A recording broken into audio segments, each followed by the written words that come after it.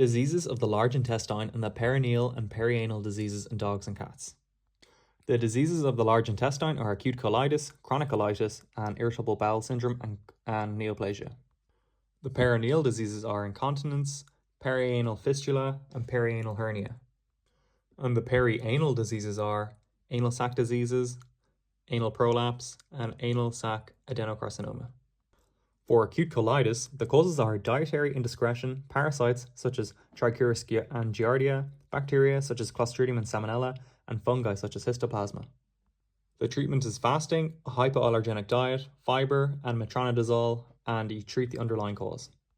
For chronic colitis, the types are lymphocytic plasmacytic colitis, which is immune-mediated inflammation, eosinophilic colitis, which is eosinophilic infiltration, or granulomatous colitis, previously known as chronic histiocytic ulcerative colitis. This comes from adherent invasive E. coli, especially in boxer dogs. The treatments are prednisolone and antibiotics and a high-fiber diet.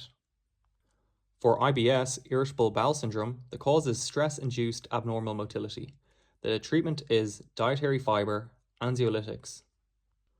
For chronic neoplasia, the types are adenocarcinoma and lymphosarcoma. The signs are chronic diarrhea and weight loss. And for the perineal diseases, incontinence has two types, reservoir, which is from a rectal problem, and sphincter, which is nerve-related. The treatment is to address the underlying cause and to have dietary adjustments. For the perianal fistula, the definition is it's an abnormal connection near the anus, and it's common in German Shepherds.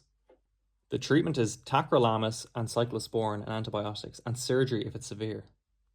For perineal hernia, the signs are straining, swelling, and vomiting. For the treatment, you need to do surgery by doing the obturator flap and castration and a laparotomy if the bladder is displaced. And for the perianal diseases, there are 3 anal sac diseases: impaction, sacculitis, and abscesses. The treatment is expression of the anal sac, antibiotics, and a high-fiber diet. For anal prolapse, the causes are straining, dehydration, and diarrhea.